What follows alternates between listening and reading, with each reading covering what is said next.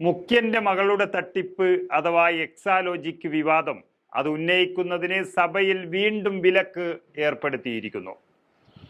മുഖ്യമന്ത്രിയും മകളും തട്ടിച്ചതും വെട്ടിച്ചതും ഒന്നും സഭയിൽ പറയരുത് എന്നാണ് സഭാനാഥന്റെ അഭിപ്രായം. കേരളത്തിലെ പാവപ്പെട്ട ജനങ്ങളെ തെറ്റിദ്ധാരണ പരത്തി പറഞ്ഞു പറ്റിക്കുന്ന മുഖ്യമന്ത്രിയെ വ്യക്തമായി തുറന്നുകാട്ടാനാണ് മാത്യു കുഴൽനാടൻ MLA സഭയിൽ ശ്രമിച്ചത്. നിയമസഭയിൽ മുഖ്യമന്ത്രി പിണറായി വിജയനെതിരെ ആരോപണം ഉന്നയിക്കാനുള്ള മാത്യു കുഴൽനാടന്റെ ആവശ്യമാണ് സ്പീക്കർ തടഞ്ഞത്.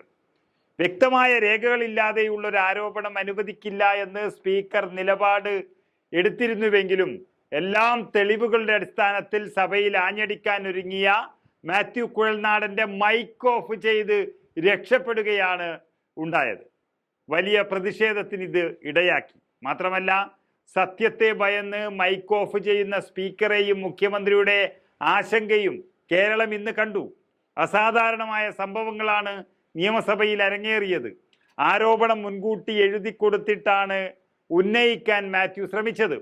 എഴുതി കൊടുക്കാതെ തന്നെ പ്രതിപക്ഷ നേതാവിനെതിരെ സഭയിൽ പുലഭ്യം പറഞ്ഞ PV അൻവറിന് എല്ലാ അനുമതിയും ഇതേ സ്പീക്കർ നൽകിയിരുന്നു. അത് അനുവദിക്കുകയും കുഴൽനാടനെ തടയുകയും ചെയ്തത് എന്ത് സ്പീക്കറാണെന്ന് കോൺഗ്രസ് തുറന്നടിച്ചു. എല്ലാ നിയമങ്ങളും പാലിച്ച് ചട്ടപ്രകാരമാണ് സഭയിൽ ഇടപെട്ടത് എന്ന് മാത്യു കുഴൽനാടൻ വാർത്താ സമ്മേളനത്തിൽ പറയുകയുണ്ടായി. ആരോപണത്തിന് അടിസ്ഥാനമായ രേഖ വേണമെന്ന് സ്പീക്കറുടെ ഓഫീസ് ഇതിനു മുമ്പ് ആവശ്യപ്പെട്ടിരുന്നു. അത് നൽകുകയും ചെയ്തിരുന്നു. എന്നിട്ടും അനുമതി നിഷേധിച്ചത് എന്തിന് എന്ന് മനസ്സിലായില്ല എന്നാണ് മാത്യു കുഴൽനാടൻ MLA പറയുന്നത്. MLA എന്ന നിലയിൽ ഉത്തരവാദിത്വത്തോടെ വിഷയം അവതരിപ്പിക്കാവുന്ന വേദി എന്ന നിലയിലാണ് ആരോപണം ഉന്നയിക്കാൻ നിയമസഭ തന്നെ തെരഞ്ഞെടുത്തത്. നിയമസഭയിൽ ആധികാരികതയോടെ കാര്യം അവതരിപ്പിക്കാനാണ് ശ്രമിച്ചുകൊണ്ടിരുന്നത്. പക്ഷേ അതിന് സ്പീക്കർ സമ്മതിച്ചില്ല. മുഖ്യമന്ത്രിയുടെ മകൾ നടത്തിയ തട്ടിപ്പ് പുറം ലോകം അറിയേണ്ട എന്നാണ് CPMന്റെ തീരുമാനം. അത് സ്പീക്കർ സഭയിലും നടപ്പിലാക്കുകയാണ്. പക്ഷേ പാർട്ടിയുടെ അനുമതിയോടെ വിഷയം ജനങ്ങൾക്ക് മുന്നിൽ അവതരിപ്പിക്കുമെന്നാണ് ഇപ്പോൾ മാത്യു കുഴൽനാടൻ പറഞ്ഞിരിക്കുന്നത്. കളി ഇനി കാണാൻ പോകുന്നതേ ഉള്ളൂ. കേരളത്തിലെ ജനങ്ങളുടെ മുന്നിലേക്ക് സത്യാവസ്ഥ തുറന്നു പറയുകയാണ്.